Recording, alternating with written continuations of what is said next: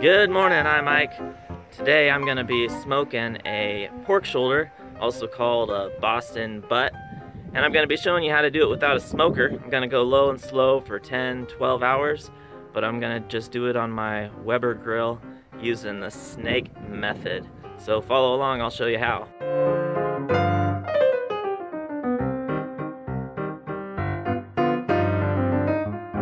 We're just using your standard old Weber kettle grill, nothing fancy, and we're going to be using standard Kingsford briquettes.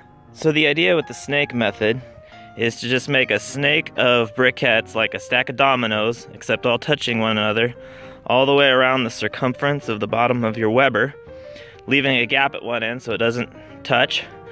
And then we're gonna light one end of that snake, and it just burns, keeping the temperature low, and it burns for hours as it goes around the snake, one briquette lighting the next one. So let's get our snake set up.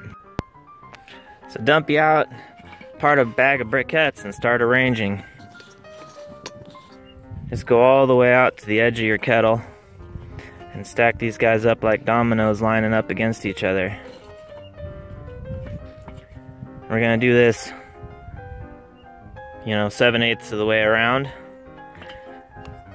but then we'll do another one right next to it, like so.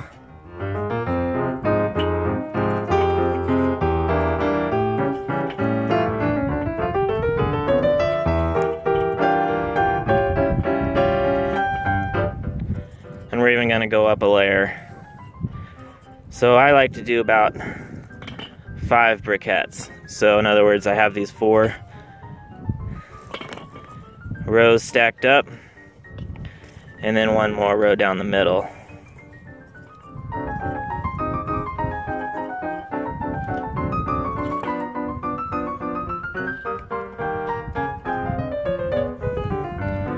Here we go, the snake is all done. As you can see, it almost circumnavigates that grill. And I changed my mind while I was setting it up. I just went 4 briquettes instead of 5, going around there. And then I'm gonna light up those ones in the middle, move them over, set them up against the end of the snake right here, and it's gonna start burning around. And you can get 10, 12, maybe even more hours of burn time out of this, depending on how you regulate your air. Final step in setting up the fire, I've got some hickory wood chips. Chunks would probably be better, but this is what I've got. And we're just gonna take some of these and scatter them around on top of this snake of charcoal. We don't want to do too many because they will burn faster than the charcoal, and you don't want the chips to light the snake up too fast. And it doesn't really do any good to soak them like you normally would when you're smoking, because they're just going to dry out from the low slow technique. But you'll get a little bit of wood flavor. You can light up these starter briquettes using whatever method you like to use to get your charcoal started. And while those are getting lit, let's go work on the Boston butt. Here's our pork shoulder. It's pushing 9 pounds. I think it's 8.7. And for spices, I'm a simple man, so we're just eyeballing it. We're going with some salt. We're going with some chili powder. Let's just dump that. Chili powder. We got some, this is not actually parsley. This is essentially paprika. My wife grew up in Brazil, and this is a Brazilian spice called colorau, but it's essentially paprika. Get some of that in there. If nothing else, that'll give us some color. We got some garlic powder.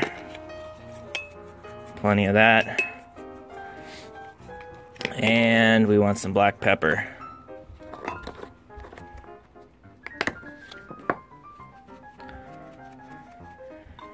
Some of you might be picky about amounts. I'm not. Let's just dump it in there and get it on this pork butt.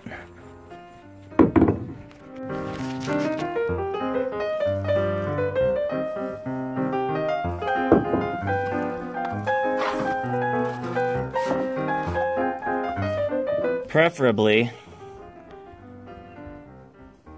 I would let this spice, this dry rub, sit on this pork butt for a few hours before putting it in my smoker, but just decided to do this a little while ago and don't have the time.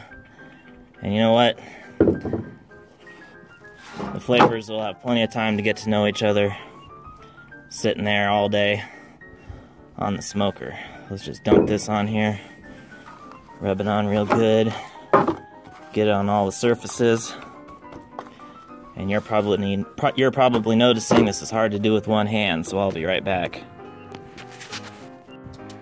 Our pork is all ready to go, and I'm gonna get a water pan ready to go in the middle of the briquettes just to keep some steam in there and to catch the drippings from the pork as it cooks. It ain't pretty, but this will hold water and drippings just as well as a store-bought pan. Just make sure you fold up your corners so that they're watertight. And we're gonna get this thing on the fire. My starter briquettes are going, so I'm just gonna move them over here to the end of my snake, keeping the heat all huddled close together so it can light it up.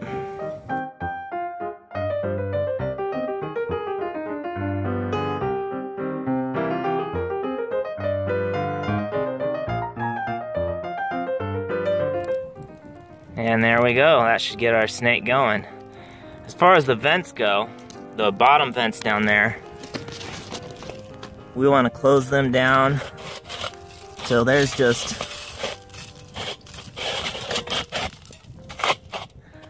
the tiniest sliver there in our bottom vent. I don't know if you can see that, doesn't matter, it's just a sliver open. Same thing with our top vent, we want this open just a tiny hair. We're gonna watch our kettle temperature with a thermometer as we go, and we'll control the temperature by giving it just a little more or a little less air. Alright, now we want our water pan in the middle. Fill that up.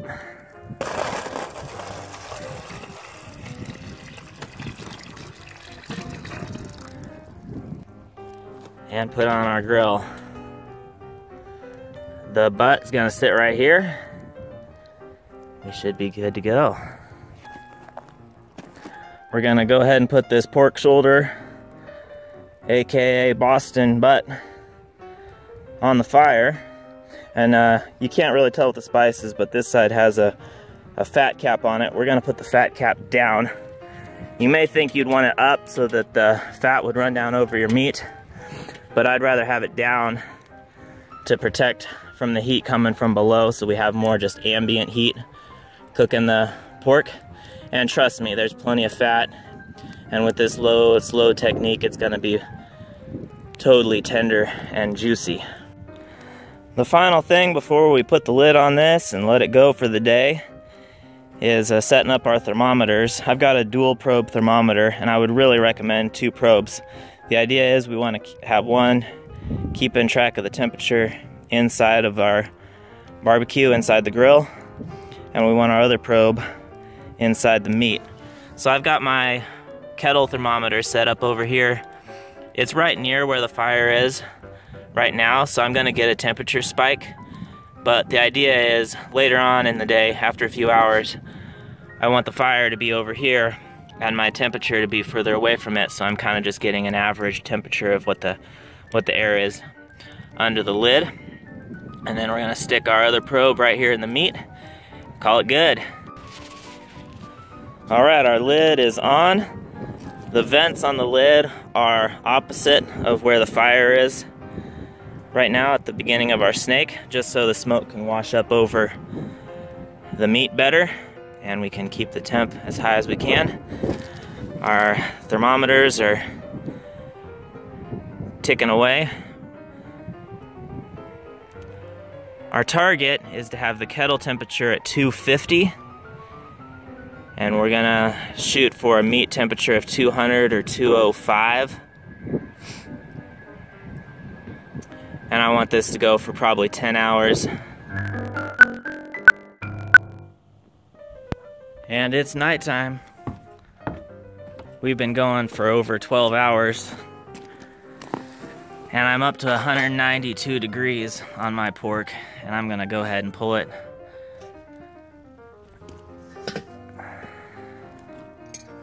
As it turned out, I had to add some more charcoal to my snake because it was a cold, windy day, and it was taking a lot of heat away from my kettle. So I had to add some more charcoal to get it up to temp for the rest of the afternoon and evening. But it's looking pretty tasty. I'm gonna let it rest on the counter.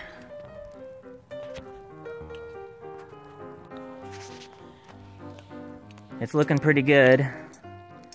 I'm gonna pull it, let it rest under some foil on the counter for a little while, and I'll show you the final results after that. In the meantime, if you have any suggestions on how to do this better, or if you have done it yourself, let me know down in the comments. Give me a like, and I have no idea what I'm gonna do on this channel, but hit subscribe if you want to.